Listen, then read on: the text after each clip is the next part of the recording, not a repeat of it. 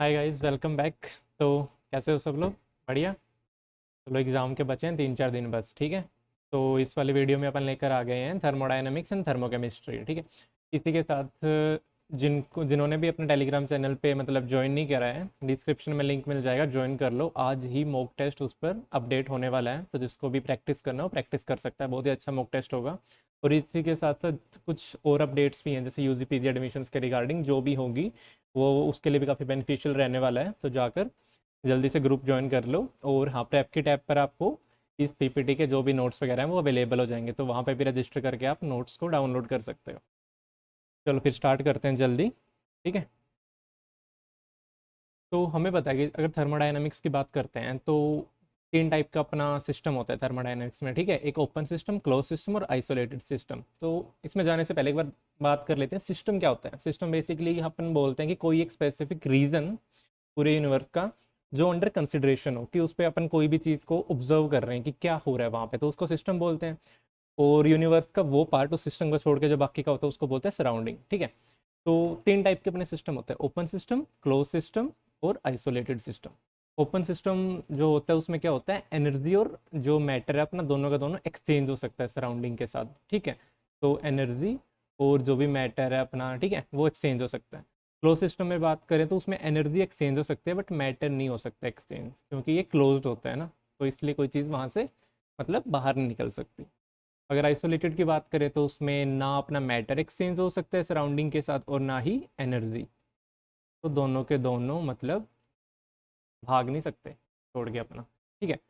तो इसी में अगर बात करें तो दो टाइप के अपने फंक्शंस होते हैं, एक होता है स्टेट फंक्शन, एक होता है पाथ फंक्शन। ठीक है। तो स्टेट फंक्शन क्या होते हैं, जो अपना बेसिकली इनिशियल और फाइनल स्टेट उसी पे डिपेंड करते हैं। ठीक है। पाथ पे डिपेंड नहीं करते। और पाथ फंक्शन होता है जो पाथ पे डिपेंड करे, जैसा नाम से पता लग रहा है। तो अगर इनमें बात करें कौन से स्टेट फंक्शन है, कौन से पाथ फंक्शन है, तो एच चाहिए। तो अपन जैसे रिप्रेजेंट करते हैं एच को डेल्टा एच से करते हैं, तो वो डेल्टा एच होता है मतलब H2 - H1 काइंड ऑफ, कि जो स्टेट टू और स्टेट वन है उनमें से बस सब्ट्रैक्ट कर देते हैं इंथैल्पी अपन, तो वहाँ से डेल्टा एच कैलकुलेट कर सकते हैं। तो ये स्टेट फंक्शन है। सिमिलरली जी भी स्टेट फंक्शन है, वी भी स्टेट फंक्शन है, टी भी स्टेट फंक्शन है और एस भी क्या है अपना स्टेट फंक्शन है। और उधर बात करें डब्ल्यू और क्यू, ये दोनों होते हैं अपने पाथ फंक्शन। ठीक है। और बाकी के सब जो थे स्टेट फंक्शन। ये डब्ल्यू और क्यू को, डब्ल्यू क्या है यहाँ पे वर्क डन, और क्यू क्या है हीट, बेसिकली कितना एक्सचेंज हो रहा है किसी भी अपना सिस्टम में बात करें तो एब्जॉर्ब हो रही है कि रिलीज हो रही है। तो ये दोनों है पाथ फंक्शन।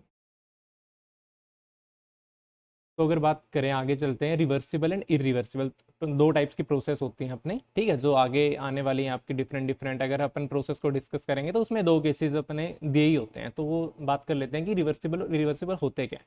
तो रिवर्सिबल प्रोसेस क्या होते हैं, अब उसमें क्या होता है ना, जो अपना जो फोर्स होता है, मतलब जो अपना रिस्टोरिंग फोर्स जो अप्लाई करते हैं, वो ना बहुत ही मामूली सा, क्या कहते हैं, जो सराउंडिंग से मामूली सा ही थोड़ा ज़्यादा होता है अपना।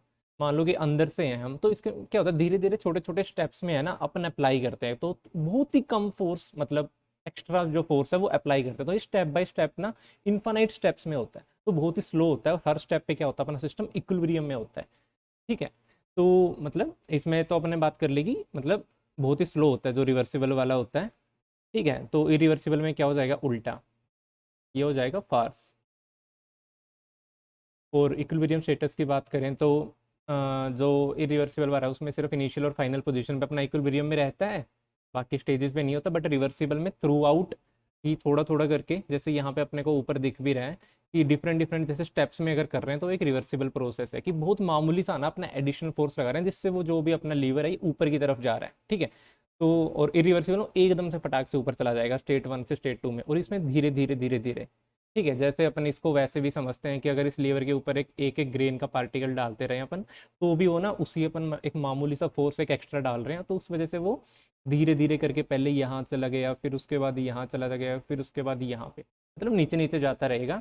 और हर स्टेज में क्या होगा अपना, वो इक्विलिब्रियम में रहेगा। ओके। ठीक है जी। उसके बाद आगे बात करें तो बात आती है टाइम फॉर कंप्लीशन। अब टाइम फॉर कंप्लीशन में अब हमने बता ही दिया कि रिवर्सिबल इनफाइनाइट टाइम लेता है, क्योंकि ये बहुत ही स्लोली होता है। और वर्क ऑब्टेन जो होता है अपना, मैक्सिमम वर्क ऑब्टेन किस में होता है, रिवर्सिबल वाले में। ठीक है। मतलब यूजफुल वर्क जो किसी सिस्टम से निकाल सकते हैं वो रिवर्सिबल प्रोसेस में ही मिलता है। इरिवर्सिबल में वर्क ज़्यादा हो सकता है, मतलब बट जो मिल रहा है वो बात नहीं कर रहे। इरिवर्सिबल प्रोसेस में जैसे कंप्रेशन वगैरह का होता है तो वहाँ पे वर्क अपना ज़्यादा आ सकता है, बट वो यूजफुल वर्क थोड़ी है। वो तो उसके लिए हम खुद वर्क डालते हैं उसमें कि वो चीज़, कोई चीज़ कंप्रेस करनी है तो एक्स्ट्रा वर्क डालते हैं। तो वर्क ऑब्टेन की बात हो रही है यहाँ पे, ना कि कितना वर्क काइंड ऑफ, अगर हम मैथमेटिकली बात करें उस चीज़ का बात नहीं कर रहे हैं। वर्क ऑब्टेन जो बेसिकली यूजफुल है अपने लिए, किसी सिस्टम से कितना मिल सकता है, जो काइंड ऑफ एक्सपेंशन वगैरह से अपने को मिलता है। तो इसीलिए यहाँ पे नोटेशंस आ गई। Work done by the system generally क्या होता है, ये work done by the system is negative. इसकी ये नोटेशन होती है, work done on the system is positive. अगर हम वर्क कर रहे हैं किसी चीज़ पे, कंप्रेशन कर रहे हैं तो पॉजिटिव होगा। और heat absorb by the system is positive and heat release by the system is negative. तो ये नोटेशन वगैरह भी अपने को याद रखनी है, इसको किस टर्म में बोला जाता है। अगर अब ये अगले बात आ गई अपनी लॉज ऑफ थर्मोडाइनमिक्स, तो इसमें सबसे पहले कहते हैं जीरोथ लॉ ऑफ थर्मोडाइनमिक्स। अब ये क्या कहता है, ये बेसिकली टेम्परेचर के बारे में बात करता है। ये कहता है कि अगर ए और बी थर्मल इक्विलिब्रियम में है, ठीक है, ए और बी, तो सिमिलरली ए और सी अपने थर्मल इक्विलिब्रियम में है, तो बी और सी है ना, ये दोनों भी क्या होंगे, आपस में थर्मल इक्विलिब्रियम पे होंगे। कहने का बात है ए और बी सेम टेम्परेचर पे, ए और सी सेम टेम्परेचर पे है, तो बी और सी भी सेम टेम्परेचर पे हो गए। ठीक है, सीधी सी बात है ये तो, मतलब इसमें तो कुछ ज़्यादा लॉजिक है ही नहीं। ठीक है, आपको पता ही है। सेम चीज़ अपना कहाँ यूज़ होती है, जैसे अपन फीवर वगैरह मेजर करते हैं थर्मामीटर से, तो अपना जो बॉडी का टेम्परेचर है वही अपना थर्मामीटर का टेम्परेचर हो जाता है काइंड ऑफ। वहाँ भी जैसे सेम ही चीज़ अपना जीरोथ लॉ ऑफ थर्मोडाइनमिक्स है वो अप्लाई होता है। फिर फर्स्ट लॉ ऑफ थर्मोडाइनमिक्स की बात करते हैं, तो ये बताता है अपने को एनर्जी के बारे में। तो ये इसको क्या भी बोलते हैं, law of conservation of energy. ये क्या कहता है कि delta U is equal to Q plus W. Delta U क्या है यहाँ पे, चेंज इन इंटरनल एनर्जी। ठीक है, ठीक है, जल्दी जल्दी करेंगे इसलिए ज़्यादा अपन स्लो नहीं कर सकते, तो इसलिए अपना बने रहो स्पीड के साथ। क्यू है यहाँ पे हीट चेंज, डब्ल्यू है यहाँ पे वर्क डन। और वर्क डन को कैसे रिप्रेजेंट करते हैं, minus P of delta we. Delta we क्या है, चेंज इन द वॉल्यूम, मतलब final state minus initial state, तो V2 minus V1 kind of. ठीक है, वो तो ये पी वी कर्व के अंडर है ना, तो मान लो ये अपनी कर्व है, तो ए से बी अपना कोई अपन जा रहे हैं, ए अपना इनिशियल स्टेट होगी, बी अपनी फाइनल स्टेट होगी। तो अगर सिंपली वर्क डन निकालना है ना किसी पीवी कर्व के नीचे, तो उसके अंडर जो एरिया होता है ना वो अपना वर्क डन देता है। ये पीवी अपना प्लॉट है, तो ये कर्व है, ए से बी तक जा रहे हैं, तो उसके अंडर जो एरिया आया अपना, ये अपना क्या कहलाएगा, वर्क। ठीक है, याद रख लो, बहुत इंपॉर्टेंट चीज़ है। फिर सेकंड लॉ ऑफ थर्मोडायनेमिक्स पे चलते हैं। ये क्या कहता है, ये कहता है कि भाई second law of thermodynamics states that the total entropy of system either increases और remain constant in any spontaneous process. मतलब जो डेल्टा एस है ना किसी भी प्रोसेस का, आइदर इंक्रीजेज और रिमेन कांस्टेंट, तो मतलब delta S greater than equal to zero है फॉर ऑल स्पॉन्टेनियस प्रोसेस। कि एंट्रोपी चेंज है ना, क्या है, इंक्रीजिंग काइंड ऑफ यहाँ पे, कि हमेशा जितने भी स्पॉन्टेनियस प्रोसेस होती है ना, हमेशा कुछ ना कुछ एनर्जी है, कोई भी एफिशिएंट तो होती नहीं 100% एफिशिएंट, तो कुछ एनर्जी अपनी सराउंडिंग में चली जाती है। उस वजह से जो अपना एंट्रोपी की इसमें बात करता है ना, टोटल जो एंट्रोपी चेंज है वो हमेशा greater than equal to zero आता है। ठीक है, हमेशा रैंडमनेस है अपना यूनिवर्स। वो तो ये डिफरेंट डिफरेंट और भी स्टेटमेंट थी यहाँ पे। क्लोसियस स्टेटमेंट होगी, कैल्विन प्लैंक स्टेटमेंट होगी। क्लोसियस ने बोला था कि मतलब हीट अपन वही है लो टेम्परेचर से हाई टेम्परेचर पे ऐसे सप्लाई नहीं कर सकते विदाउट यूजिंग एक्सटर्नल एड। ये तो सीधी सी बात है भाई, रेफ्रिजरेटर क्यों यूज़ कर रहे हैं हम, वही तो जो उसमें कंप्रेशर वगैरह रहता है वो एक्सटर्नल एड ही तो है, उसी से तो अपन कूलिंग करते हैं, वरना तो अपन वहाँ से हीट निकाल के बाहर सराउंडिंग में कैसे फेंकते। ठीक है, तो अपने आप तो हो नहीं सकती ये चीज़, तो हमें कोई एक्सटर्नल डिवाइस यूज़ करनी पड़ेगी। कैल्विन ने बोला था कि वही कि it is impossible to convert an engine with 100% efficiency. ठीक है, ये अगर आगे अपन कारनोट साइकिल में अच्छे से डिस्कस करेंगे थोड़ा। तो थर्ड लॉ की बात करें तो ये कहता है कि the entropy of a perfectly crystalline solid at temperature of 0 kelvin is equal to zero. तो मतलब कि परफेक्टली अगर क्रिस्टलाइन सॉलिड है, ठीक है, ये अपना जो राइट साइड अपने को दिख रहा है, ये जो इसके अंदर स्क्वायर के अंदर, तो ये अगर परफेक्टली क्रिस्टलाइन है तो टी इक्वल टू 0 केल्विन पे ना इसकी एंट्रोपी होगी जीरो। बट अगर जैसे ही वो टेम्परेचर इंक्रीज करेगा तो उसमें अपना क्या आ जाएगी, थोड़ी रैंडमनेस आ जाएगी, अपने अपनी पोजीशंस पे वो नहीं रहेंगे अपने जो भी कंस्टिट्यूएंट पार्टिकल्स हैं, तो उसकी वजह से एंट्रोपी क्या हो जाएगी, ग्रेटर देन जीरो कह लें अपन। ठीक है, फिर बात आती है डिफरेंट प्रोसेसेस की, जो अपन मान लो अभी डिस्कस कर रहे हैं। तो पहला इसमें आइसोथर्मल प्रोसेस। ये क्या कहता है कि अगर टेम्परेचर, मतलब आइसोथर्मल मीन्स सेम टेम्परेचर, कि टेम्परेचर क्या है यहाँ पे कॉन्स्टेंट। ठीक है, तो अगर सबसे पहले अगर हम रिवर्सिबल केस डिस्कस करते हैं फॉर आइडियल गैस, ठीक है, सब आइडियल गैस के लिए है यहाँ पे। तो इसमें क्या कहता है, वर्क डन क्या होगा, -2.303 nRT log V2/V1। अच्छा खासा इसका डेरिवेशन होता है, बट नहीं कर सकते, इतना टाइम नहीं है, बस इसको देख लो अच्छे से, ठीक है। टाइम होगा तो वो चीज़ भी देखेंगे, बट अभी के लिए ध्यान रखो फॉर्मूला, ठीक है, यही काम आने वाले पेपर में। वर्क डन क्या कहता है, -2.303 nRT log V2/V1। n क्या है यहाँ पे नंबर ऑफ मोल्स, R क्या अपना गैस कॉन्स्टेंट, T टेम्परेचर है, V2 क्या है फाइनल स्टेट की जो वॉल्यूम है, V1 मतलब इनिशियल स्टेट की 1 से अगर 2 पे जा रहा है तो आइसोथर्मल प्रोसेस के लिए डेल्टा यू क्या होता है, चेंज इन इंटरनल एनर्जी होता है 0। क्यों? जैसे जो राइट हैंड साइड पे ये फॉर्मूलाज दिख रहे हैं ना आपको, यहाँ पे क्या कहता है, delta U equal to N C V D T, delta H क्या यहाँ पे N C P D T, ठीक है। तो इसमें सिंपल सी बात है, अगर टेम्परेचर कांस्टेंट है तो delta H and delta U दोनों क्या हो जाते हैं, 0 for isothermal process.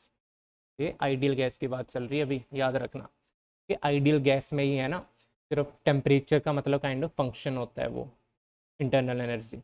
But real gases के केसेस में वो वॉल्यूम का भी फंक्शन हो जाता है अगर अपन बात करते हैं। बट आइडियल की चल रही है तो टेम्परेचर का फंक्शन होता है, टेम्परेचर कांस्टेंट है तो अपना इंटरनल एनर्जी डेल्टा यू है वो भी क्या होगी, 0, ठीक है। तो इंटरनल एनर्जी कांस्टेंट होगी तो डेल्टा यू 0। तो वो यही फर्स्ट लॉ ऑफ थर्मोडायनामिक्स में पुट करेंगे कि जो क्या था, delta U is equal to Q plus W. तो यहाँ से डेल्टा यू 0 आ गया तो क्यू किसके इक्वल आ गया, -W, ठीक है, जो यहाँ पे लिखा हुआ है। तो ये देख सकते हैं अपन, ठीक है। तो वर्क अपना कोई भी सिस्टम से जो भी मिल रहा है, क्यू उसका अपोजिट साइन क्या होगा, ठीक है।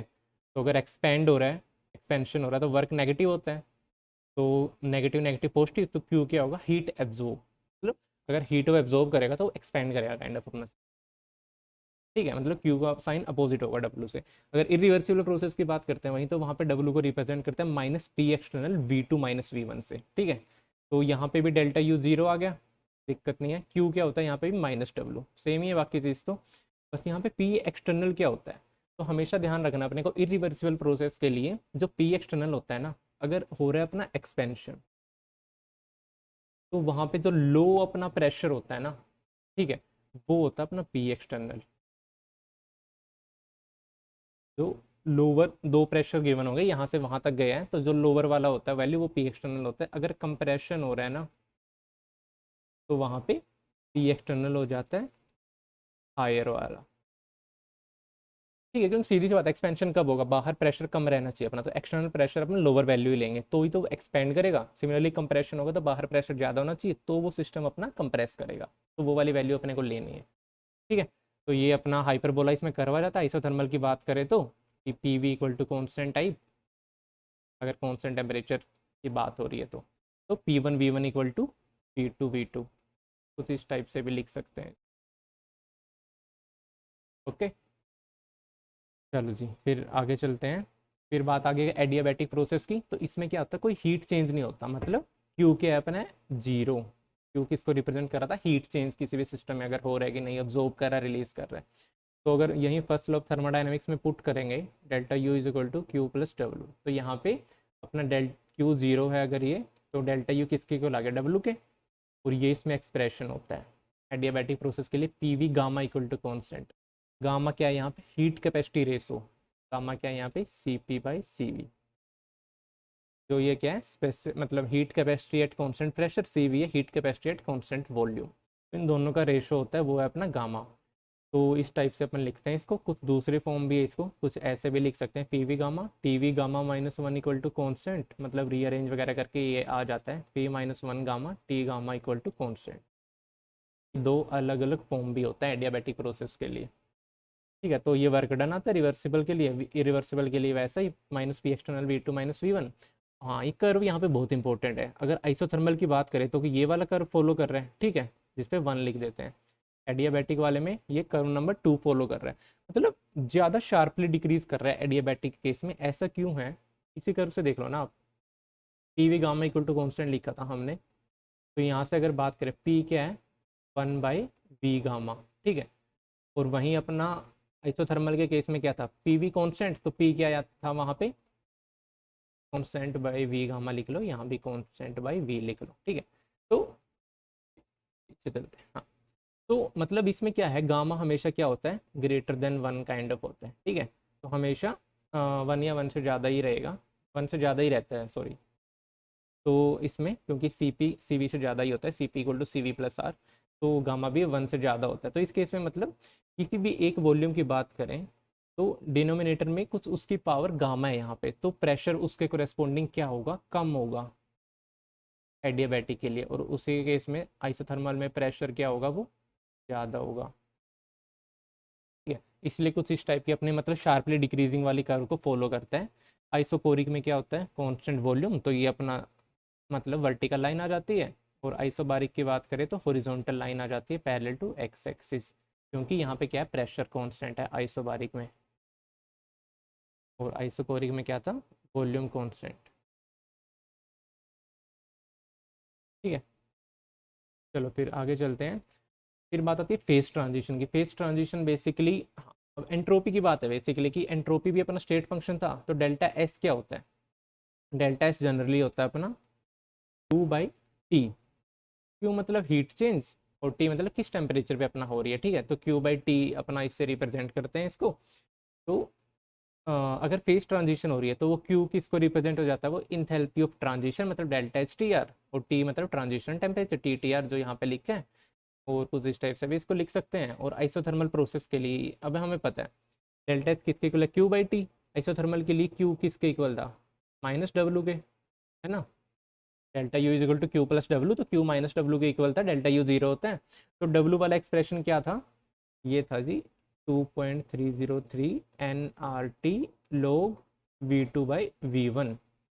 ठीक है, ये W था, तो Q के आ गया, इसी पे माइनस लगा दो बस। ठीक है, तो यहाँ से अपना क्या पता लग गया अपने को, सॉरी Q है, अब डेल्टा एस पता करना है तो इसको बस T से डिवाइड कर दो, तो वो किसके इक्वल आ जाएगा, 2.303 NR log V2/V1। ठीक है, 2.303 को निकाल सकते हो यहाँ पे, अगर नॉर्मल लोग 10 बेस का लिखोगे, यहाँ पे नेचुरल लोग है तो इसलिए ln लिख दिया, 2.303 लिखने की ज़रूरत नहीं है। ओके, हाँ, तो ये अपना कुछ इस टाइप से आएगा, delta is equal to Q/T। But हाँ, इसमें क्या कह रहे हैं, साइन यहाँ पे उल्टा है ना शायद, R ln V2/V1। तो ये भी चीज़ एक बारी कंफर्म कर लेते हैं, ऐसा क्यों है भाई, सॉरी वर्क डन वाला एक्सप्रेशन में माइनस था, ये चीज़ रह गई थी, तो इसलिए साइन मतलब उल्टा ही आ जाएगा अपना, क्यू का साइन जो अपन ने यहाँ पे लिखा था पॉजिटिव हो जाएगा, तो डेल्टा एस वाले साइन में भी पॉजिटिव आ जाएगा। ठीक है, फिर चीज़ें सॉर्टेड है। ये 1 मोल के लिए था, अगर एन के लिए होगा तो यहाँ पे एन लगा दो सिंपली, कोई दिक्कत नहीं है। तो सिमिलरली डेल्टा जी क्या होता है, delta H minus T delta S. तो यहाँ से आप अब हमें पता है आइसोथर्मल के लिए अगर बात करें डेल्टा एच क्या होता है उसके लिए, जीरो। तो सिंपली टी से मल्टीप्लाई करोगे ना और नेगेटिव साइन लगा दोगे एंट्रोपी से, तो सेम अपना क्या डेल्टा जी का फॉर्मूला आ जाएगा, -2.303 nRT log V2/V1।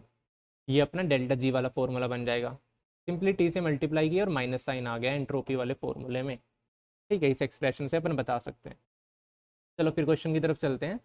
इसमें क्या बोला गया कि consider an isothermal reversible compression of 1 mole of an ideal gas in which the pressure of the system is increase from 5 atmosphere to 30 atmosphere. ठीक है, एन क्या है यहाँ पे 1 मोल, प्रेशर कहाँ से कहाँ तक इंक्रीज हो गया, मतलब 1 था इनिशियल 5 एटमोसफेयर, और P2 क्या हो गया 30 एटमोसफेयर, टेम्परेचर है 300 केल्विन।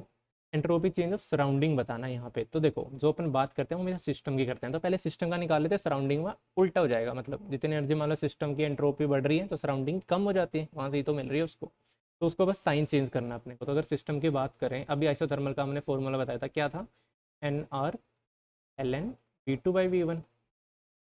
ठीक है, कुछ नहीं है, टेम्परेचर की भी जरूरत नहीं है, अपना सिंपली बस वैल्यू सब्सिट्यूट करो, 1 × 8.304 इंटू ln V2/V1 था ना, तो इसको प्रेशर के टर्म में लिखना है तो कैसे लिखेंगे, क्या होता है आइसोथर्मल के लिए P1V1 = P2V2, तो V2/V1 किसके इक्वल हो जाता है, P1/P2 के। तो बस इसको लिख दो फिर ln P1/P2 मतलब 5/30। तो बस इसको सोल्व कर लो, तो डेल्टा एस निकल आएगा, तो जो भी माइनस में आएगा कुछ भी अपना टर्म, तो उसको अगर पॉजिटिव कर देंगे तो ये सिस्टम का था, तो पॉजिटिव कर देंगे तो वो किसका आ जाएगा, सराउंडिंग का। बस आंसर निकाल लो, तो ये आंसर आएगा अराउंड 14.8 से 15.0। सोल्व कर लिया करो, ठीक है, जहाँ पे भी क्वेश्चन आता है अपना खुद प्रैक्टिस किया करो, ना समझ में आए तो अपन कर ही रहे हैं। फिर अगले की बात करें, the correct expression that correspond to reversible and adiabatic expansion of an ideal gas. यहाँ पे क्या बोल दिया, रिवर्सिबल एंड एडियाबैटिक। एडियाबैटिक के लिए सिंपल सी बात थी जी, क्यू क्या था, zero. Q zero, MCQ question है ये। तो डेल्टा एस क्या होता है, Q by T. Delta S भी आंख बंद करके क्या होगा, जी। कौन सा राइट ऑप्शन है, सी। ठीक है, ये बाकी delta U zero delta S zero isothermal के लिए थे, ध्यान रखना। फिर अगले क्वेश्चन में चलते हैं। इसमें क्या बोला है, enthalpy of protein in its folded state is lower than in unfolded state. ठीक है, तो इसमें entropy of folded and unfolded states को S F S U F से रिप्रेजेंट किया, the condition under which this protein spontaneously folds in water. ठीक है, तो अपन मतलब प्रोसेस क्या हो रहा है यहाँ पे, किसके बारे में हम पूछ रहे हैं कि स्पॉन्टेनियस होगा, फोल्डिंग कह रहे हैं कि फोल्ड करेगा कि नहीं। तो मतलब पहले अनफोल्डेड स्टेट में था, फिर वो फोल्डेड में जा रहा है। ठीक है, तो हम ये कह रहे हैं कि ये प्रोसेस स्पॉन्टेनियस कब होगा, जिसकी कंडीशन बताओ। एमएसक्यू क्वेश्चन है, ठीक है, मल्टीपल चॉइस वाला है, मतलब मल्टीपल सिलेक्शन करने हैं अपने को। तो हमें पता है इसके लिए अपने को क्या गिवन है, इंथैल्पी फोल्डेड स्टेट की लोअर है देन अनफोल्डेड। तो मतलब इसके लिए मतलब ये एच इसका कम है फोल्ड वाला देन अनफोल्ड। तो डेल्टा एच क्या हो गया, डेल्टा एच तो नेगेटिव हो गया जी। Okay, good. और स्पॉन्टेनिटी को अपन कैसे बताते हैं, चलिए डेल्टा एच जी से। डेल्टा जी नेगेटिव होना चाहिए। डेल्टा जी क्या होता है, delta H minus T delta S. तो यहाँ पे डेल्टा एच इसने पहले ही बोल दिया नेगेटिव है। तो अगर अपना डेल्टा एस पॉजिटिव है तो हमेशा स्पॉन्टेनियस होगा। डेल्टा एस पॉजिटिव मतलब कि अगर फोल्डेड स्टेट की अपनी एंट्रोपी ज़्यादा है अनफोल्डेड वाले से, जो फर्स्ट वाला है, तो अपना स्पॉन्टेनियस ही होगा। तो मतलब ये तो राइट ही है। अगर मान लो इक्वल है दोनों, S F equal to S U F, वो वाला केस क्या होगा जिसमें डेल्टा एस जीरो है। अगर डेल्टा एस अपना जीरो भी है फिर भी डेल्टा एस तो नेगेटिव ही दे रहा था ना, फिर भी तो डेल्टा जी नेगेटिव आया, तो ये भी मतलब सही बात है। फिर बात करें बी वाले की, S U F equal to zero, किस एंट्रोपी अपनी अनफोल्डेड वाले की क्या है, जीरो है। अब देखो फोल्डेड वाले की अपनी तो एंट्रोपी होगी ना। ठीक है, हमेशा डेल्टा एस अपना वो हो सकता है मतलब नेगेटिव, अकेली एंट्रोपी तो उस चीज़ की कुछ ना कुछ तो रहेगी ना, मैक्सिमम जीरो हो सकती है। तो फोल्डेड वाले की या तो पॉजिटिव हो गया जीरो होगी, तो मतलब डेल्टा एस हमेशा उसमें भी क्या रहेगा अपना पॉजिटिव या जीरो, तो वो भी अपना डेल्टा जी क्या देगा, नेगेटिव। तो मतलब बी वाला भी सही है।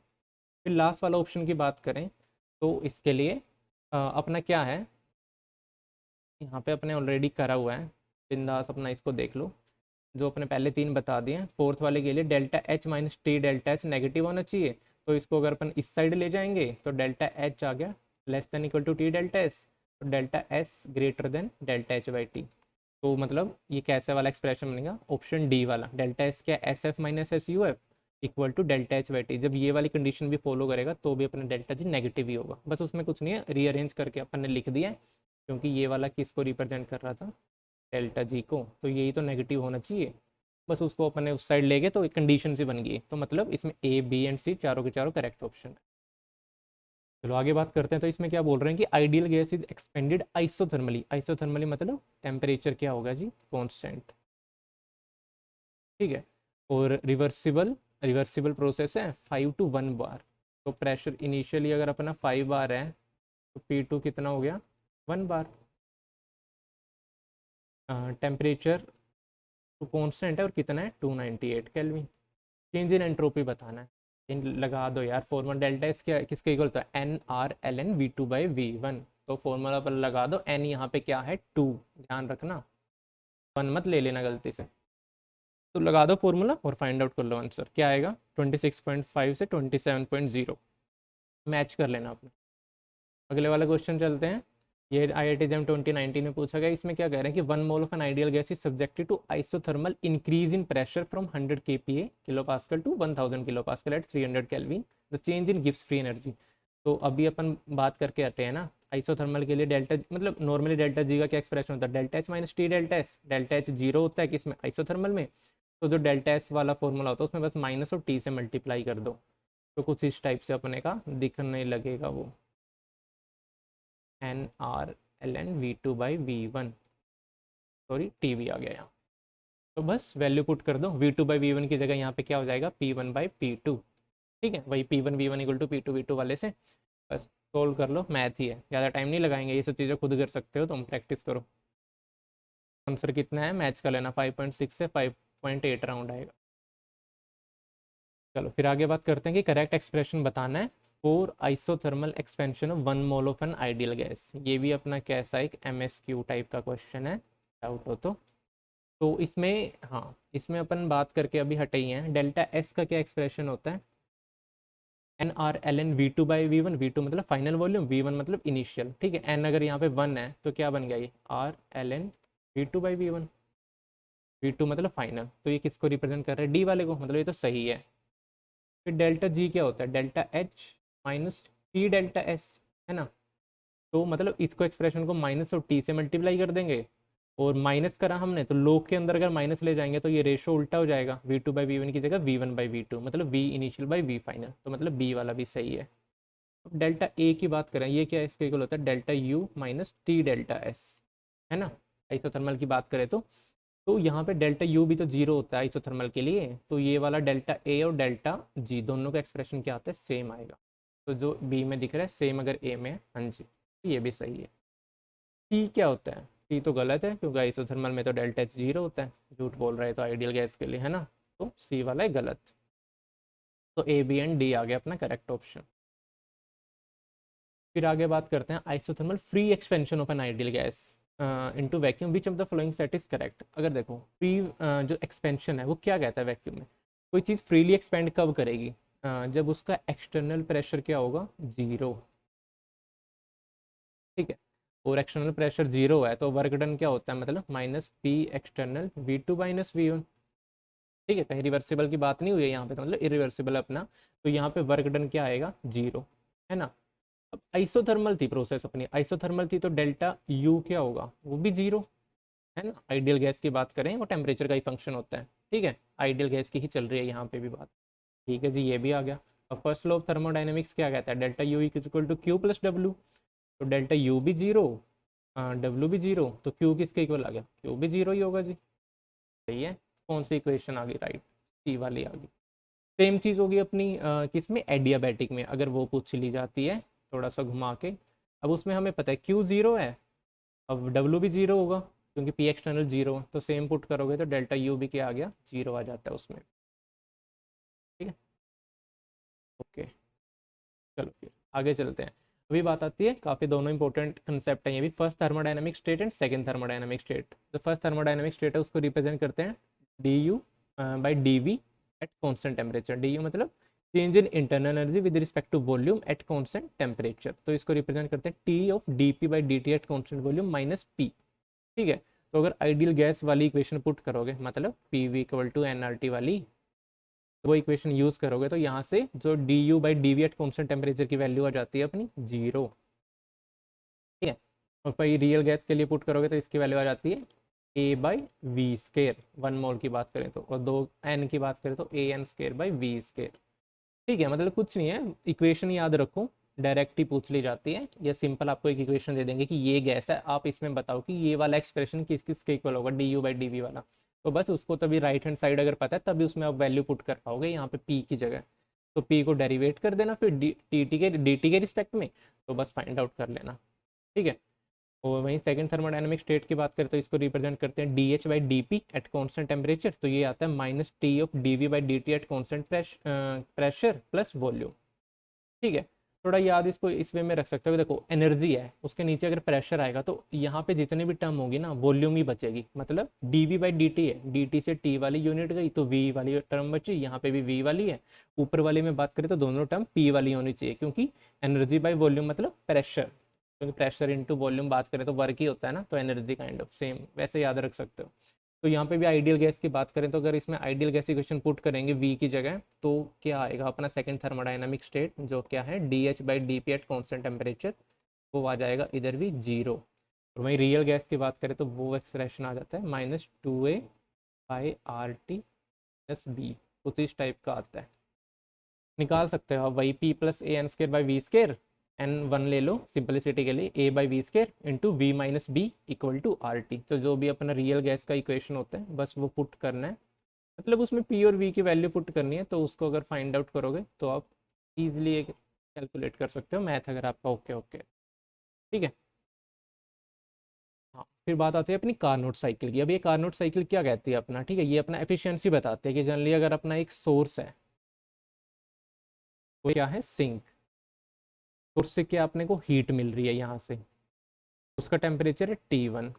सिंक के वहाँ पे क्या हो रही है, डंप कर रहे हैं अपन हीट जो है, मतलब वर्क में यूज़ करने के बाद जितनी हीट बची वो डंप हो रही है वहाँ पे, उसका टेम्परेचर है T2 या TC। ठीक है, मतलब कम टेम्परेचर है। इसका T1 या TH मतलब हाई टेम्परेचर है। ठीक है, तो W अगर वर्क में यूज़ हुआ है और इनिशियली हमने दी क्या वो हीट। ठीक है, तो ये इफिशिएंसी कुछ इसी टाइप पे लिख सकते हैं कि कितना अमाउंट ऑफ वर्क डन किया है अपन ने और कितनी अमाउंट ऑफ हीट उसे दी थी। ठीक है, तो W/Q मतलब अमाउंट ऑफ हीट एब्जॉर्ब, तो इसको अपन एफिशिएंसी भी बोलते हैं। और इसको अपन टेम्परेचर के रिस्पेक्ट में भी कुछ इस टाइप से लिख सकते हैं, 1 - TC/TH। TC क्या अपन लोअर टेम्परेचर और TH क्या हाई टेम्परेचर। ये इसको T2/T1 भी लिख दो जैसे आपका सही है। T2 क्या है लोअर, T1 क्या है हायर। तो एफिशिएंसी जनरली क्या होती है अपनी 1 से कम ही, मतलब 100% से कम ही होती है। क्यों? क्योंकि T2 क्या होता है, अगर 100% कब होगी है, जगह T2 अपना क्या हो जाए 0 हो जाए और T1 क्या हो जाए इन्फानाइट, तभी ये ईटा किसके को लाएगा 1 के, और एफिशिएंसी क्या होगी अपनी 100%। जो करना क्या है नामुमकिन, क्योंकि जहाँ पे हीट डंप कर रहे हैं उसको जीरो कैसे बनाएंगे। कोई बाइक है, कोई कुछ भी इंजन है, उसके बाहर तो कुछ अपना रहेगा ना एम्बियंट टेम्परेचर, कुछ तो रूम टेम्परेचर होगा। तो T2 तो जीरो नहीं हो सकता है ना, T1 को भी इन्फानाइट नहीं कर सकते, राइट। क्योंकि सोर्स से जहाँ से हीट मिल रही है उसको उसको इन्फानाइट टेम्परेचर कैसे लेके जा सकते हैं भाई, वो तो पॉसिबल नहीं है वो चीज़ भी। इसलिए जो अपने नॉर्मल इंजन होते हैं उनकी एफिशिएंसी जनरली 20-25 इतना सब वो मोर देन गुड होती है। ठीक है, इतना रीच ही नहीं कर सकते अपन। तो ये कुछ इस टाइप से होता है। इसमें जब फर्स्ट वाला 1 to 2 जा रहे हैं अगर, ठीक है, तो ये एक आइसोथर्मल प्रोसेस है जिसका अपना स्लोली स्लोली अपना डिक्रीज कर रहा है पीवी कर्व, है ना। एडियाबैटिक आ गया फिर 2 से 3, तो ये शार्पली डिक्रीज करेगा।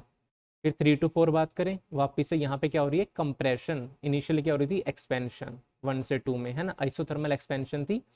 फिर सेकंड वाला था एडियाबैटिक एक्सपेंशन। फिर थर्ड वाला क्या हो गया आइसोथर्मल कंप्रेशन। और फोर्थ वाला कौन सा प्रोसेस है, ये है एडियाबैटिक कंप्रेशन, है ना। तो चारों प्रोसेस ने मिलके, सॉरी, चारों प्रोसेस ने मिलके अपना ये एक साइकिल बना ली। और इससे अपन एफिशिएंसी वगैरह फाइंड आउट कर सकते हैं। एक दूसरे वे में इसको कैसे रिप्रेजेंट कर सकते हैं, टेम्परेचर एंड एंट्रोपी की टर्म में। अगर आइसोथर्मल प्रोसेस थी तो वहाँ पे टेम्परेचर कांस्टेंट है, तो ये हो गया स्ट्रेट लाइन ए 1 से 2।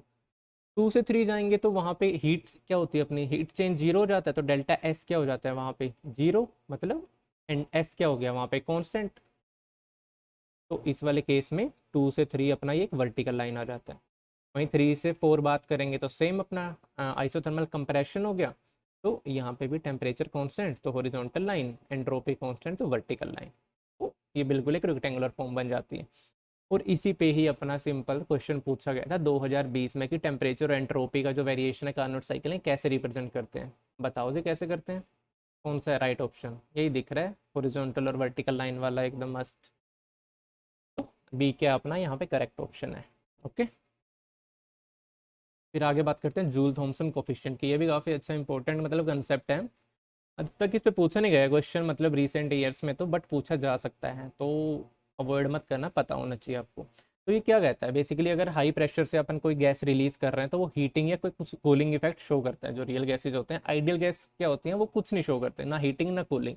ठीक है, तो जूल थॉमसन कोफिशिएंट को रिप्रेजेंट करते हैं del T by del P at constant enthalpy, जो यहाँ पे है एच, ये इस किसके इक्वल होता है -1/Cp dH/dP at constant temperature. ये एक्सप्रेशन होता है, इसको बोलते हैं अपन Joule Thomson coefficient. Right hand side इसकी कुछ इस टाइप से दिखती है। तो यहाँ पे मतलब अगर अपन बात करें टी इन्वर्जन क्या कहता है बेसिकली, कि अगर अपन इसमें आइडियल गैस इक्वेशन अगर पुट करेंगे तो ये इन्वर्जन टेम्परेचर मतलब सॉरी, इसमें अपन अगर रियल गैस इक्वेशन पुट करेंगे ना आइडियल गैस के लिए, तो हमेशा कोई हीटिंग कूलिंग शो ही नहीं करती। तो अगर रियल गैस इक्वेशन पुट करेंगे तो हम क्या करते हैं, म्यू जे टी इक्वल अगर जीरो के रख देंगे रियल गैस इक्वेशन पुट करके, तो ये टेम्परेचर की ये वैल्यू आती है। ये क्या कहती है, इन्वर्जन टेम्परेचर बोलते हैं इसको। ये कहता है 2A/RB इसकी वैल्यू है। इस टेम्परेचर पे रियल गैस है ना वो आइडियल की तरह बिहेव करना शुरू कर देगी, ना वो हीटिंग शो करेगी ना कूलिंग शो करेगी। ठीक है, तो ये याद रखना इस चीज़ को, ये फॉर्मूले को।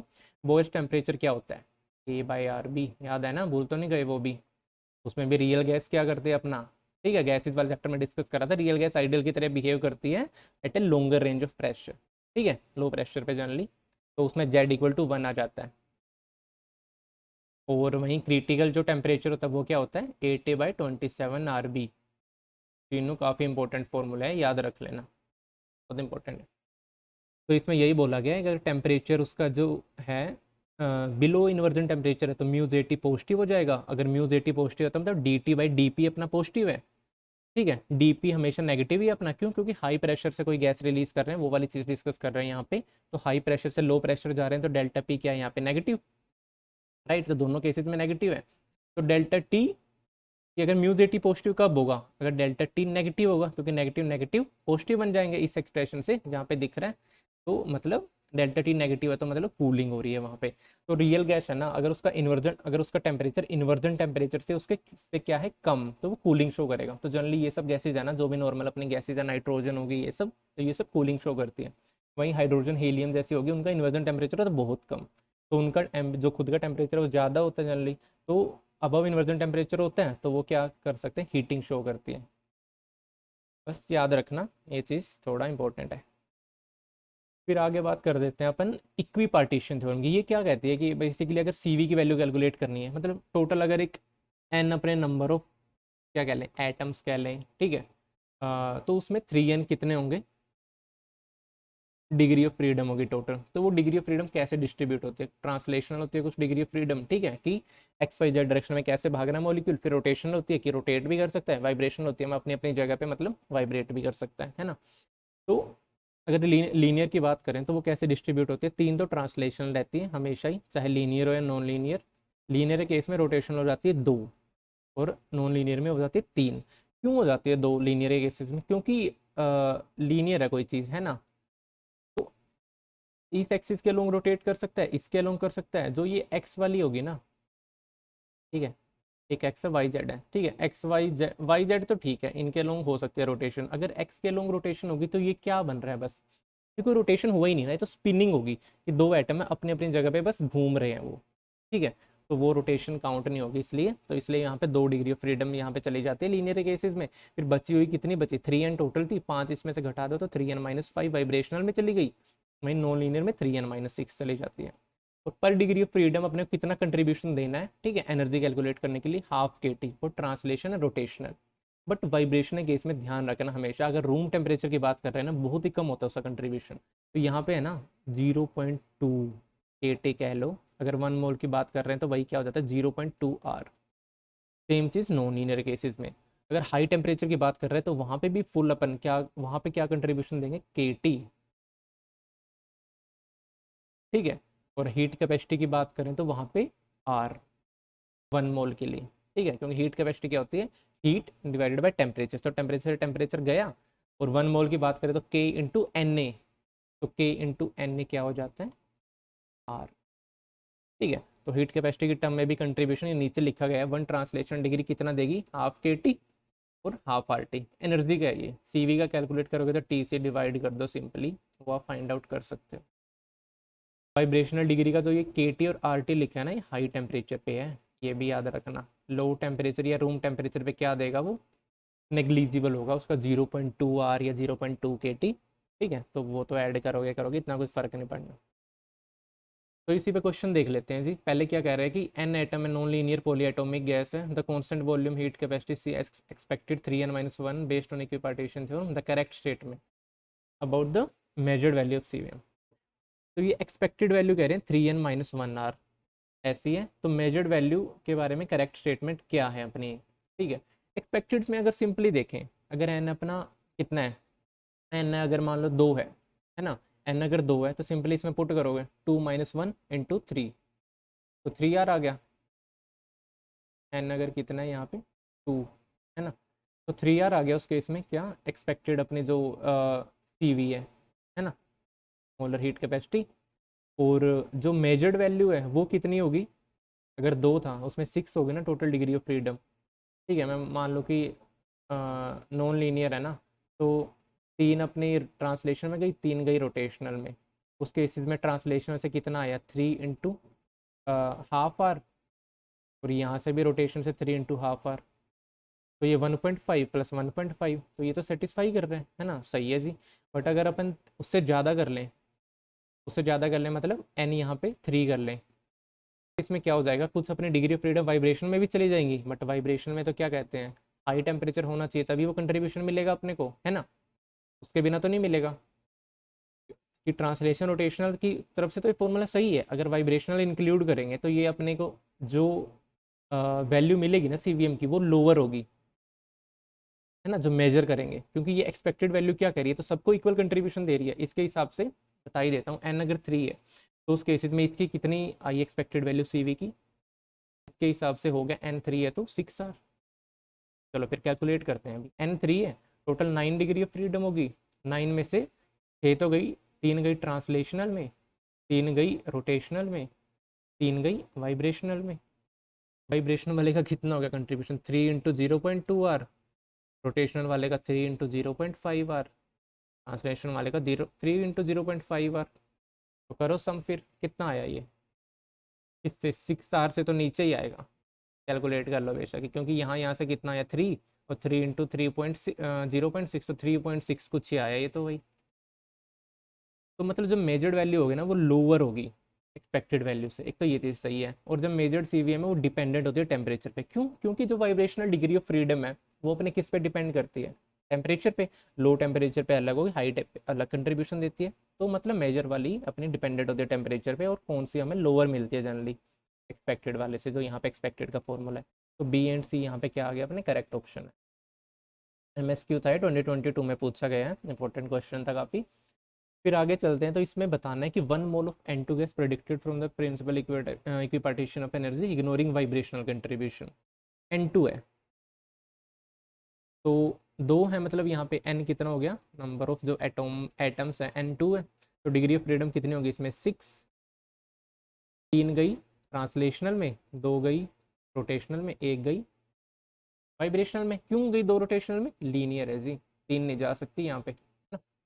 ठीक है, तो ट्रांसलेशनल कंट्रीब्यूशन कितना था, 3 इंटू 0.5R, रोटेशनल का 2 इंटू 0.5R, और 1 है ना यहाँ पे, इसने पहले ही बोल दिया वाइब्रेशनल को कंट्रीब्यूट कर दो, तो मे भी रूम टेम्परेचर पे ले रहे होंगे ना, तभी बोला है कि 0.2R क्या ही ऐड करोगे, छोड़ो उसे भी।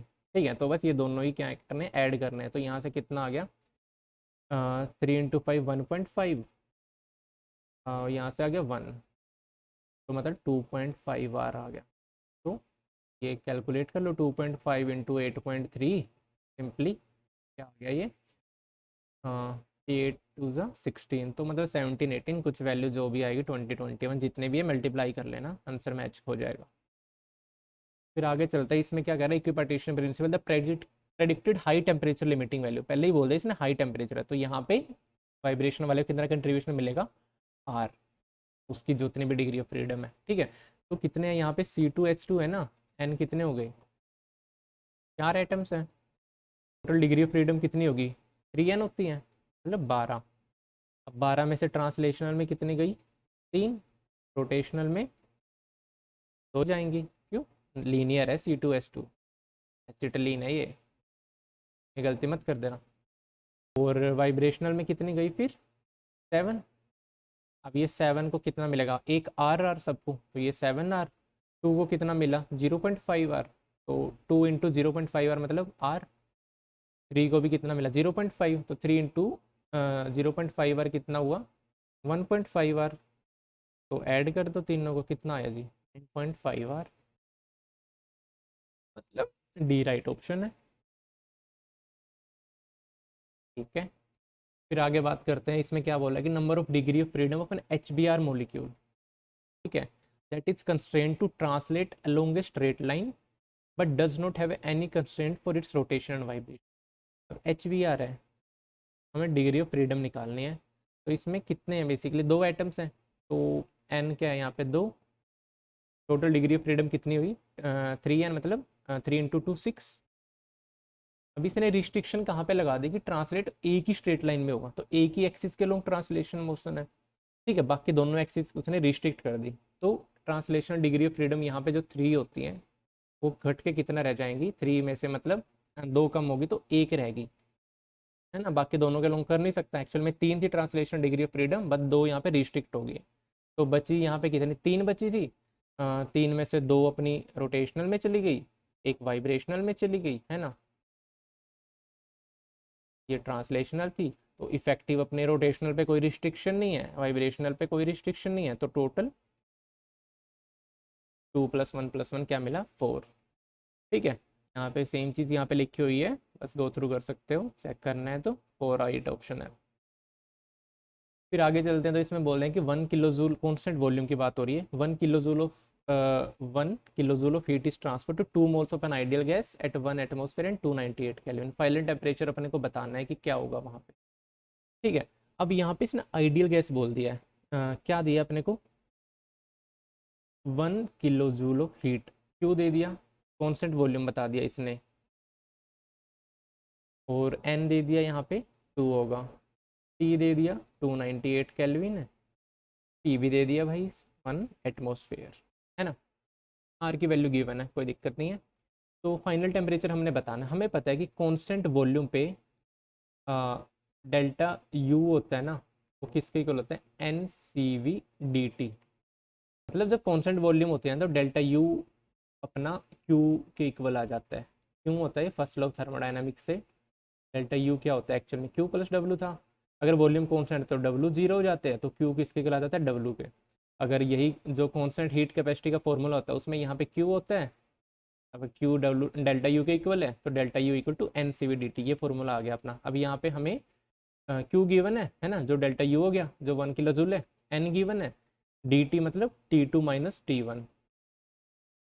ठीक है, डेल्टा टी। तो हमें यहाँ पे T1 गिवन है, फाइनल टेम्परेचर T2 अपन फाइंड आउट कर लेंगे अगर हमें CV पता हो। अब ये CV कहाँ से पता लगेगा, मैंने बोल दिया ना कि क्या है आइडियल गैस है। आइडियल गैस के लिए अपनी एनर्जी क्या होती है, जो एवरेज एनर्जी होती है 3/2 R, 1 मोल के लिए 3/2 RT होती है। और CV क्या होती है, हीट जो हीट है पर टेम्परेचर, तो उसके लिए CV सिंपली क्या आ जाएगी 3/2 R। तो सिंपली इसमें पुट करना है, एन क्या है यहाँ पे 2 into 3/2 R into T2 minus T1, और लेफ्ट साइड में अपना क्या है हीट Q। तो बस वैल्यू सब्सिट्यूट कर दो और आंसर मैच कर लेना, जो भी आएगा इसके अराउंड आएगा 338 से 338.2 के बीच में, जो भी होगा सब जायज़ है। अब इसके बाद बात करें तो इसमें आ जाता है साइक्लिक रिलेशन ट्रिपल प्रोडक्ट, और उसके ऊपर एक ये और इम्पोर्टेंट रिलेशन है CP माइनस CV का, जो क्या है T of dP/dt eight constant volume डाउ V बाई डाउ टी एट कॉन्स्टेंट प्रेशर। ठीक है, तो इसमें अगर आइडियल गैस वाला इक्वेशन पुट करोगे PV इक्वल टू NR वाला NRT, अगर 1 मोल की बात करें तो simply PV equal to RT अगर है, तो ये क्या देगा हमें ऊपर वाला expression CP minus CV equal to R। तो अगर हमें CV पता है ना, तो CP सिंपली कैसे निकाल सकते हो, CV में R को ऐड कर देना। अगर हमें CP भी पता है तो गामा कैसे निकल आता है, CP/CV का रेशो ले लेना। ठीक है, पूछा जा सकता है घुमा के। और ये साइक्लिक रिलेशन की बात करें, डाउ P डाउ V एट कॉन्स्टेंट टेम्परेचर, डाउ V dt eight constant pressure, डाउ T डाउ P एट कॉन्स्टेंट वॉल्यूम। ठीक है, तो इसमें भी सेम अगर अपन आइडियल गैस वाला इक्वेशन पुट करेंगे तो ये किसके इक्वल आएगा -1 के। ये वेरीफाई भी कर रखा है नीचे पुट करके, प्रूव कर रखा है, ये भी इंपॉर्टेंट है काफ़ी।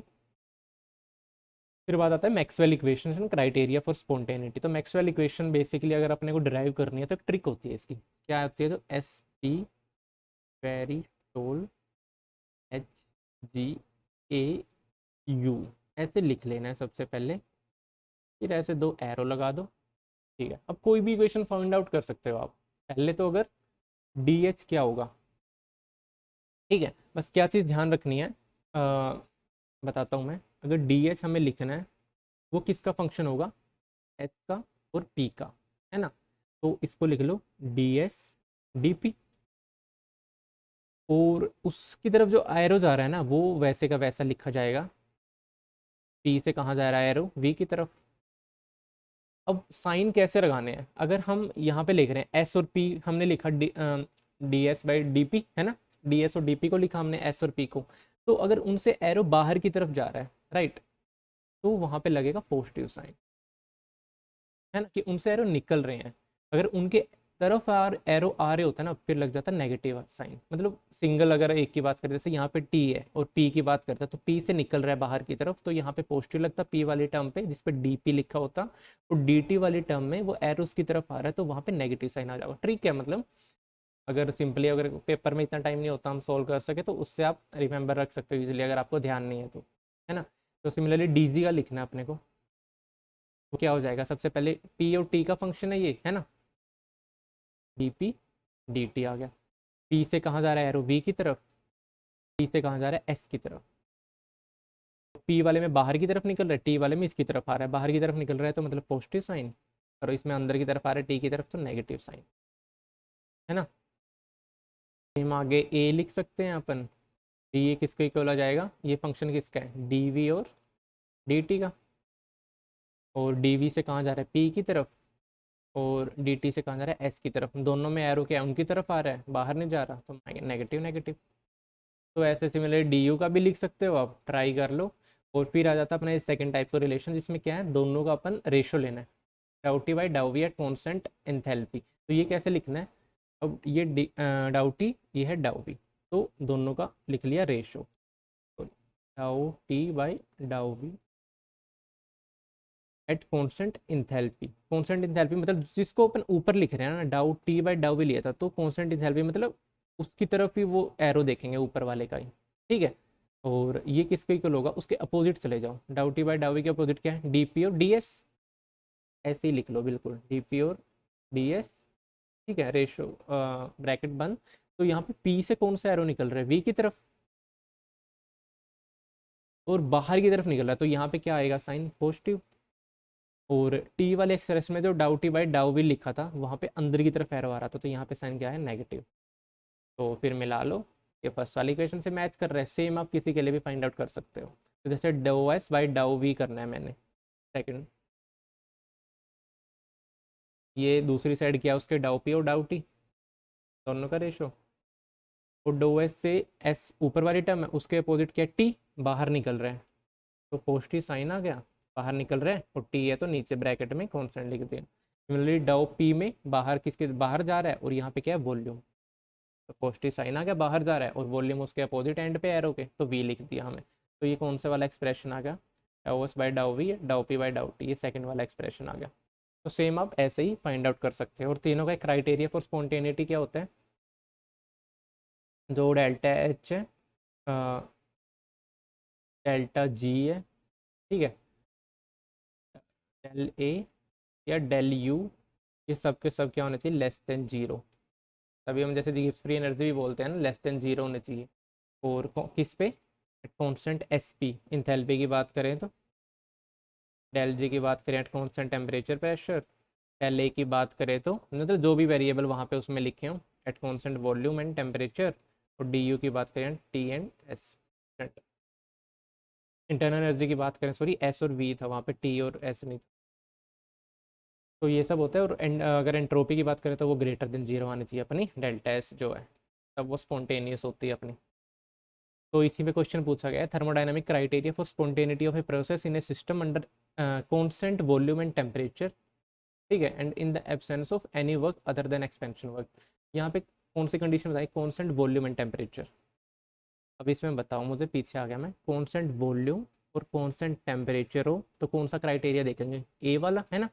तो ये क्या होना चाहिए, तो लेस देन जीरो। अब बताओ इसमें, देखो इसने पहले ही कर दिया, सी वाला राइट ऑप्शन है कि change in Helmholtz free energy क्या होना चाहिए, नेगेटिव, कि डेल्टा अपना क्या आएगा, नेगेटिव आना चाहिए वहाँ से, उस एक्सप्रेशन से हमें पता लग गया था। तो ये अपना बनाना याद रखना, कभी भी काम आ जाएगा, ठीक है। कांस्टेंट वॉल्यूम है, कांस्टेंट टेम्परेचर है तो ए, अगर कांस्टेंट प्रेशर कांस्टेंट टेम्परेचर तो कौन सा क्राइटेरिया देखते, डेल्टा जी नेगेटिव होना चाहिए था। तो सेम आप दूसरों के लिए भी बता सकते हैं। अब इसमें से कौन सा रिलेशन करेक्ट है, सेम आप मैच कर सकते हो, इस पे अपन टाइम नहीं लगाएंगे, तो खुद प्रैक्टिस कर लो, जो भी है अभी ड्राइव किया हमने, कोई कैसे कैसे होगा, ठीक है। तो वो सेकंड वाला राइट ऑप्शन आ जाएगा, आप कंफर्म कर सकते हो, एम एस क्यू है सॉरी ये, तो B and C correct option है, यहाँ पे लिखा नहीं था, लिखा होना चाहिए था, सॉरी। तो दो राइट ऑप्शन है यहाँ पे। फिर आगे वाले क्वेश्चन आ गया, इसमें भी बताना है correct Maxwell relation from the fundamental equations of thermodynamics, तो ये भी आप फाइंड आउट कर लो, एम एस क्यू है ये भी। चलो अच्छा, आपकी प्रैक्टिस के लिए भी, आपको कन्फ्यूजन होगा अगर यहाँ पे एम एस नहीं लिखा है तो देखता मैं कौन सा लगाते हैं आप, बट अच्छा। फिर बात आती है किरचॉफ इक्वेशन की। किरचॉफ इक्वेशन क्या कहती है कि जो इंथैल्पी चेंज होता है डेल्टा एच, वो टेम्परेचर डिपेंडेंट होता है जी, ठीक है। अगर एक टेम्परेचर T2 है, एक टेम्परेचर है T1, तो अगर उस पर टेम्परेचर इंथैल्पी चेंज क्या कहता है, delta H T2 minus delta H T1, ठीक है, वो किसके इक्वल होगा, सॉरी, ये किसके इक्वल होगा अपना, delta CP T2 minus T1। ये एक्सप्रेशन है, काफ़ी इंपॉर्टेंट है, याद रख लो। इसी पे सीधा क्वेश्चन पूछा जाता है कि इंथैल्पी चेंज अगर इस टेम्परेचर पे दिया है, मान लो T1 पे दे रखा है, T2 पे फाइंड आउट करना है, और डेल्टा CP अपने को सिंपली ऐसे नहीं दे देगा, डेल्टा CP की वैल्यू अपने को दे देगा, वो क्या दे देगा, CP इंडिविजुअली जो रिएक्टेंट और प्रोडक्ट के हैं। डेल्टा CP करने में क्या लगता है, बस प्रोडक्ट को अपना जितने भी उसके मोल गिवन है उससे मल्टीप्लाई करो, माइनस कर दो रिएक्टेंट से, है ना, प्रोडक्ट में से रिएक्टेंट माइनस कर दो तो डेल्टा CP निकल आएगा। अगर ये निकल गया है तो T2 T1 दिए ही मिलेंगे, ये भी पता है हमें, डेल्टा एच भी पता ही होगा, तो डेल्टा एच T2 सिंपली निकाल सकते हो। जैसे ये क्वेश्चन है, अब इसमें अपने को क्या है, हीट ऑफ फॉर्मेशन 300 केल्विन पे दे रखी है, मतलब डेल्टा एच जो इंथैल्पी फॉर्मेशन है 300 केल्विन पे हमें दे दी, कितनी है, -600.6 किलो जूल पर मोल, ठीक है। अब हम एक फाइंड आउट कहाँ करनी है, the free energy of formation of MgO है 280 केल्विन, मतलब हमें फ्री एनर्जी मतलब डेल्टा जी की बात हो रही है, 280 केल्विन पे निकालनी है। वो किसके इक्वल होती है, delta H minus T delta S. के लिए हमें डेल्टा एच भी पता होना चाहिए 280 पे क्या होता है ना, और टी हमें पता ही होगा, डेल्टा एस भी हमें पता होना चाहिए 280 पे कितना है ना।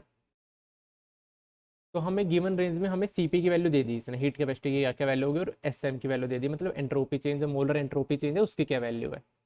तो डेल्टा एस तो हम सिंपली निकाल सकते हैं, प्रोडक्ट में से रिएक्टेंट को माइनस कर दो, प्रोडक्ट मतलब MgO और रिएक्टेंट मतलब, तो अगर इसको इक्वेशन को अपन लिख ले, कैसा बनेगा, G plus half of O2 give rise to MgO। अब उस हिसाब से पता लग गया आपको नंबर ऑफ मोल्स किसके हैं, इसका 1 है, इसके हाफ है, इसका भी 1 है ना। तो बस अब निकाल लो, डेल्टा CP निकाल लोगे, कैसे आएगा, अब यहाँ पे डेल्टा एच 280 हमें फाइंड आउट करना है, कर दो फाइंड आउट। कौन सी इक्वेशन लगेगी, वही किरचॉफ वाली, मतलब delta H 300 minus delta H 280 equal to delta CP T2 minus T1। Equation use करनी है, 300 पे गिवन है, 280 पे फाउंड आउट करना है, और डेल्टा CP हमें पता है इस रेंज में क्या होता है, मतलब ये 27, डेल्टा CP कैसे निकालोगे, लिख देता हूँ इस वाले में, 27 माइनस हाफ ऑफ 29.4 माइनस 24.9, तो यहाँ से डेल्टा CP अपना आ गया, और T2 माइनस T1 पता है, तो बस 280 पे भी हमें पता लग जाएगी डेल्टा एच की वैल्यू, फिर डेल्टा एच 280 पे पता लग गया, तो डेल्टा एस भी ऐसे ही निकाल लो सिमिलरली, उसके भी इंडिविजुअल एंट्रोपी गिवन है प्रोडक्ट की और रिएक्टेंट की, सेम ही करना है। तो इनके तो 0 0 है, तो मतलब डेल्टा एस अपना क्या आ जाएगा, माइनस हाफ ऑफ 205.2, ठीक है। ये अपना डेल्टा आ गया, तो ये आंसर आएगा, मैच कर लेना, माइनस 570 से -574 के बीच में, तो मैच कर लेना, ठीक है। बाकी तो मैथ ही है। तो सेम अगला क्वेश्चन है, बिल्कुल सिमिलर क्वेश्चन है, इस पे हमें 400 पे फाइंड आउट करना है, और गिवन के किस चीज़ पे, 298 केल्विन पे, ठीक है। तो कर दो यार फाइंड आउट, मतलब इस पे हमें इंडिविजुअल गिवन है, तो इंथैल्पी ऑफ फॉर्मेशन इसके लिए भी फाइंड आउट कर सकते हो आप, प्रोडक्ट में से रिएक्टेंट फाइंड आउट करोगे तो 298 पे डेल्टा एच पता लग जाएगा। अब T2 T1 पता है, सिमिलरली डेल्टा CP निकाल लो, नंबर ऑफ मोल्स तो पता ही है ना सबकी, इक्वेशन इसने तो पहले ही दे दी, तो सेम ही फॉर्मूले से अपन यूज़ करेंगे, तो डेल्टा एच T2 या 400 केल्विन फाइंड आउट कर सकते हो। मैच कर लो आंसर, ये आएगा अराउंड। यूनिट्स का ध्यान रखना बस ऐड वगैरह करते वक्त, क्यों, क्योंकि यहाँ पे किलो जूल में है, तो सेम मत समझ लेना यहाँ पे जूल में है, ये चीज़ गलती करते हैं सब लोग, हो जाते हैं ना चाहते हुए भी, ठीक है।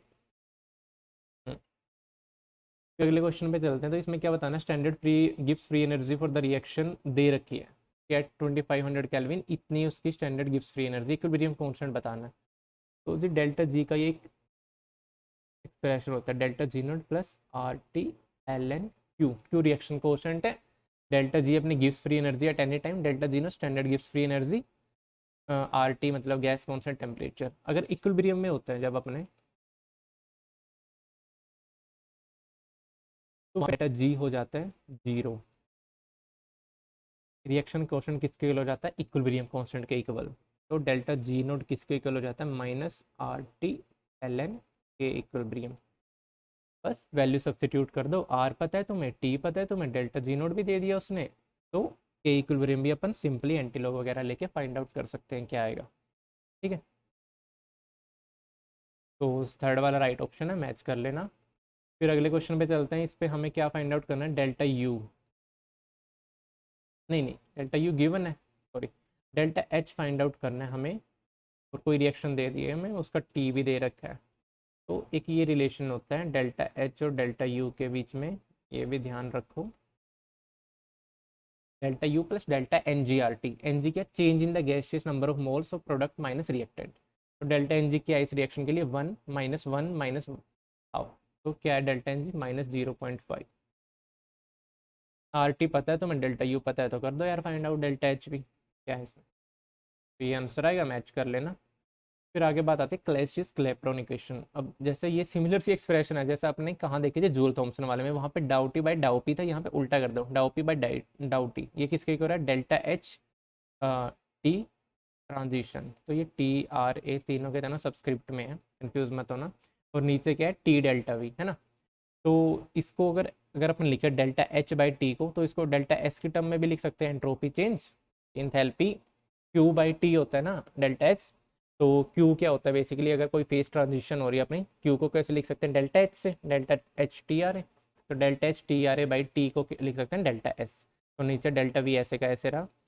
तो अगर अपना लिक्विड से गैस मतलब इवेपोरेशन वेपराइजेशन हो रहा है अपना, तो उस केस में सेम एक्सप्रेशन ये होता है ना, जो भी डाउ पी बाई डाउ टी को कुछ इस तरह लिख सकते हैं अपन कि वॉल्यूम ऑफ गैसेस इतनी ज़्यादा हो सकते हैं कि लिक्विड की अपन नेग्लिजिबल कर सकते हैं उससे कंपैरिजन में। तो फिर उस पर अपन आइडियल गैस अगर बिहेवियर एज्यूम करेंगे वेपर्स में, तो ये हमें कुछ इस टाइप से अपना एक्सप्रेशन देता है, ये भी काफ़ी इंपॉर्टेंट है, तो ध्यान रखो इसमें। तो अगर दो गिवन प्रेशर्स अपने को दे रखे हैं, टेम्परेचर T1 एंड T2, और इंथैल्पी वेपराइजेशन हमें पता है, तो हम फाइंड आउट कर सकते हैं कोई भी एक चीज़। प्रेशर गिवन है तो वेपराइजेशन फाइंड आउट कर सकते हैं, इंथैल्पी क्या होगी, अगर वो गिवन है तो उस कंडीशन में प्रेशर फाइंड आउट कर सकते हैं। ओके, इस पे जैसे ये क्वेश्चन है, ये पूछा गया था, हाँ IIT एग्जाम 2021 में आया था जब IISc ने इसको ऑर्गेनाइज किया था। तो यहाँ पे इसने क्या बता दिया कि M has a lesser density in solid state than in liquid, है ना, कि डेंसिटी जो है सॉलिड की क्या है, lesser than density of liquid. तो अगर इसको उल्टा करें तो वॉल्यूम ऑफ सॉलिड क्या हो जाएगी, greater than volume of liquid, है ना। के लिए सब सोल्व करके रखा है, यहाँ पे देख लो, ज़्यादा टाइम नहीं लगाएंगे इसमें, अपन ऐसे बताने बैठूंगा तो बहुत देर लग जाएगी, है ना। तो volume of solid greater than volume of liquid आ गया, और डेल्टा एस यहाँ पे क्वेश्चन में क्या दिया है, प्लस का 25, मतलब पॉजिटिव दी है। अगर पॉजिटिव दी है तो मतलब क्या हो रहा होगा अपना, किस टाइप का अपना ये प्रोसेस हो रहा है कि सॉलिड से अपन लिक्विड में जा रहे होंगे, तभी तो वॉल्यूम बढ़ रहा है अपना, तभी तो डेल्टा एस क्या है, पॉजिटिव है। ठीक है जी, प्रोसेस का हमें पता लग गया क्या हो रहा है। तो बस सिंपली क्लेसिस क्लैपेरॉन वाला इक्वेशन लगा दो, delta S by delta V. तो अगर इसमें डेल्टा एस हमें पता है क्या है, यहाँ पे पॉजिटिव है, गिवन है ये तो, और डेल्टा वी क्या आ जाता है, V of liquid minus V of S. अब हमें वी ऑफ लिक्विड पता है less than V of solid, तो ये वाली क्या आ गई, नेगेटिव। तो पॉजिटिव बाय नेगेटिव मतलब नेगेटिव स्लोप आएगी इसकी, जो भी कर्व है। तो नेगेटिव स्लोप कितनी कर्व में है, मुझे तो एक में ही दिख रही है, एक के अलावा तो नहीं है, कौन सी वाली में, बी वाले में, ये भी पॉजिटिव स्लोप है, ये तो अपना जीरो ही है, ये वाला भी अपना काइंड ऑफ पॉजिटिव ही है ना। इसके बाद अगर चलते हैं, अगर इंथैल्पी ऑफ रिएक्शन, अगर हमें enthalpy of formation of product given है, तो उसमें से रिएक्टेंट की अगर माइनस कर देंगे तो वो आ जाता है इंथैल्पी ऑफ रिएक्शन, है ना। और स्टैंडर्ड वाले की अपन जीरो पुट कर देते हैं, जैसे ऑक्सीजन अपनी गैसियस स्टेट में है, कार्बन है अपना ग्रेफाइट फॉर्म में, तो उनकी जीरो पुट कर देते हैं अपन, अगर स्टैंडर्ड फॉर्म में है तो इंथैल्पी ऑफ फॉर्मेशन उनकी जीरो होती है। तो प्रोडक्ट माइनस रिएक्टेंट करेंगे इंथैल्पी ऑफ फॉर्मेशन, तो अपन enthalpy of reaction find out कर सकते हैं। सिमिलरली इंथैल्पी ऑफ कंबशन क्या होती है, मान लो कोई अपना रिएक्टेंट साइड सी है, इंथैल्पी ऑफ कंबशन क्या होगी कि भाई वो ऑक्सीजन से कुछ रिएक्ट करा, ठीक है, कंबशन हो रहा है तो वो CO2 बन गया, या कोई चीज़ है ए है तो वो ऑक्सीजन से रिएक्ट करा कुछ, CO2 प्लस वाटर अपने को दे दिया, अगर उसमें CH दोनों है तो, है ना। उसी टाइप से मतलब कोई reaction enthalpy of combustion reaction ऐसी ही होती है कि ऑक्सीजन से रिएक्ट करके अपने को CO2 वाटर टाइप मिलता है ना, कंबशन होता है। तो अगर वो गिवन है तो इंथैल्पी ऑफ रिएक्शन अपन कैसे लिख सकते हैं, इंथैल्पी ऑफ कंबशन और रिएक्टेंट माइनस प्रोडक्ट आ जाता है, मतलब उसमें कुछ नहीं होता अगर करने बैठोगे। जैसे रिएक्टेंट वाले में रिएक्टेंट इधर होता है, प्रोडक्ट भी इधर होता है, तो रिएक्टेंट में से प्रोडक्ट माइनस करेंगे ये कंबशन टाइप का रिएक्शन लिख के, तो ही अपना प्रोडक्ट राइट हैंड साइड में आएगा और अपने को मेन जो रिएक्शन है ना वो मिलता है। ठीक है, ज़्यादा डिटेल में जा नहीं सकते, मतलब कुछ इसी यही फंडा होता है इसमें। तो इसलिए रिएक्टेंट की जो कंबशन एनर्जी उसमें से प्रोडक्ट को माइनस करेंगे तो अपन इंथैल्पी ऑफ रिएक्शन से उसको रिलेट कर सकते हैं अगर इंडिविजुअली गिवन है तो।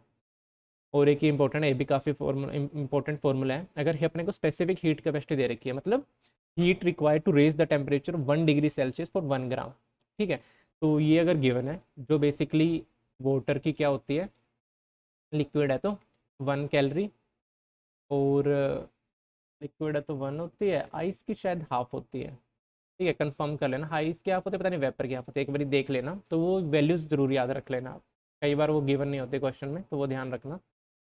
ठीक है, तो Q equal to MC/S delta T, ऐसे तो ऐसे अपन हीट चेंज फाइंड आउट कर सकते हैं अगर अपने को स्पेसिफिक हीट पता है, कितना टेम्परेचर चेंज करना है, मास कितना है, वो सब पता है। तो जैसे ये क्वेश्चन आ गया, इस पे अपने को यही जो इंथैल्पी ऑफ कंबशन वाला है, इसमें साइक्लोप्रोपेन और प्रोपेन की उसने इंथैल्पी ऑफ कंबशन दे दी, और इसने क्या बोला है कि enthalpy change for the conversion of 1 mole of propene to 1 mole of cyclopropane. अपना रिएक्शन क्या है, 1 मोल ऑफ प्रोपीन से बन रहा है 1 मोल साइक्लोप्रोपेन, है ना। तो कुछ इस टाइप का बन रहा है स्ट्रक्चर, इनिशियली कैसा था, इस टाइप का प्रोपीन ऐसा। तो अगर ये हो रहा है, अभी सिंपली बता के हटाऊँ तो इंथैल्पी चेंज क्या होगा उस रिएक्शन का, enthalpy of combustion of reactant minus product. तो रिएक्टेंट क्या क्या है यहाँ पे, रिएक्टेंट मतलब प्रोपीन, प्रोपीन का क्या है यहाँ पे सेकंड पे लिखा है प्रोपीन रिस्पेक्टिवली लिखे है, तो इसलिए ये गलती मत कर देना कि फर्स्ट वाले में से दूसरे वाले घटा दोगे। तो माइनस के 2058 जो रिएक्टेंट है, माइनस में से क्या होगा 2091। ठीक है, तो ये रिएक्टेंट माइनस प्रोडक्ट हुआ है, तो ये जानबूझ के उन्होंने इंटरचेंज करके लिखे हैं वैल्यूज ताकि आपको कन्फ्यूजन हो। तो बस इसमें से करोगे तो प्लस का कुछ 33 कुछ वैल्यूज आएगी, सोल्व कर लें। फिर अगले क्वेश्चन में चलते हैं, इसमें enthalpy of formation individually they रखी है कि मतलब C+4H, CH4 देता है हमें, है ना।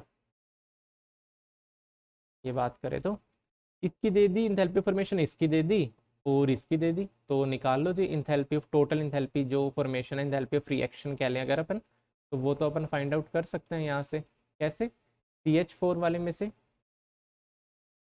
माइनस सी की कर लो और -4 टाइम H की कर दो, तो जो भी वैल्यू आएगी वो टोटल इंथैल्पी चेंज हो गया फॉर रिएक्शन। और बन क्या रहा अपना CH4, उसमें कितने 4 इक्विवेलेंट बॉन्ड है, तो जो भी इंथैल्पी चेंज आए ना उस रिएक्शन का उसको 4 से डिवाइड कर लो तो एक CH बॉन्ड की एनर्जी आ जाएगी अपनी। इतना सा क्वेश्चन है, तो सोल्व कर लेना, ये आंसर आ जाएगा अपना।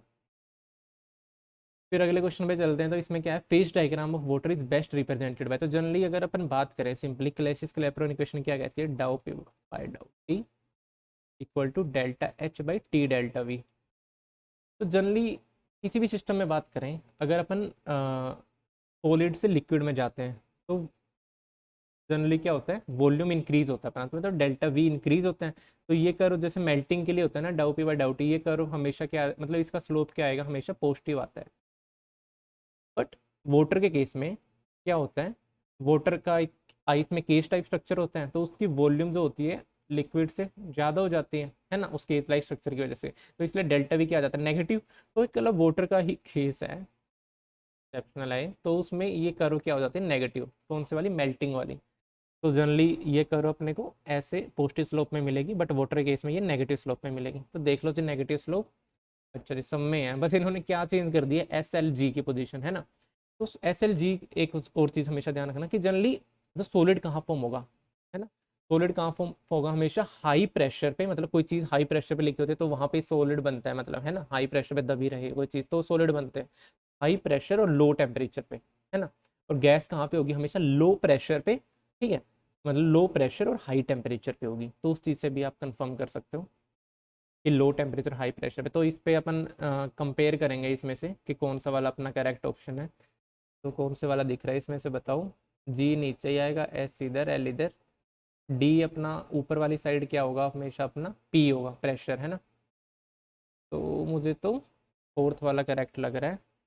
हाँ यही है। तो बस ध्यान रखना अपना किसका कैसा दिखता है और कौन सी चीज़ कहाँ बनती है, ये ध्यान रखना। और ये स्लोप वाली चीज़ भी काफ़ी इंपॉर्टेंट रहती है। तो इसी में ना एक और कंपोनेंट वगैरह भी निकालते हैं, तो उसके लिए कि ये फॉर्मूला होता है, ये भी ध्यान रख लेना। Force plus police is equal to चोर प्लस टू, मतलब डिग्री ऑफ फ्रीडम बताता है एफ, यहाँ पे बताता है नंबर ऑफ फेजेस, सी बताता है नंबर ऑफ कंपोनेंट। तो उससे आप कोई भी फ्रीडम वगैरह फाइंड आउट कर सकते हो, कितने डिग्री ऑफ फ्रीडम है, अगर आपको नंबर ऑफ पेजेस पता है उसमें और कंपोनेंट्स वगैरह पता है इस फॉर्मूले का यूज़ करके, ठीक है। ओके, तो डन हो गया इसी के साथ अपना सेशन। किसी को नोट्स डाउनलोड करने हैं तो प्रेप की टैब अपना इससे डाउनलोड कर लेना, रजिस्टर करके टेलीग्राम चैनल अपना ज्वाइन कर लो, मस्ट एज मॉक टेस्ट उस पर अपडेट हो जाएगा, मतलब अपना उस पर मॉक टेस्ट तो आराम से एक सीटिंग लगा के उसके सोल्यूशन वगैरह भी आपके साथ शेयर कर दिए जाएंगे, जो भी आंसर की रहेगी, ठीक है। और चैनल को लाइक सब्सक्राइब कर दो। Thank you so much, thank you for joining. Okay bye bye and best of luck for your exam. अपनी वीडियोस आती रहेंगी बट फिर भी एडवांस में बेस्ट ऑफ लक।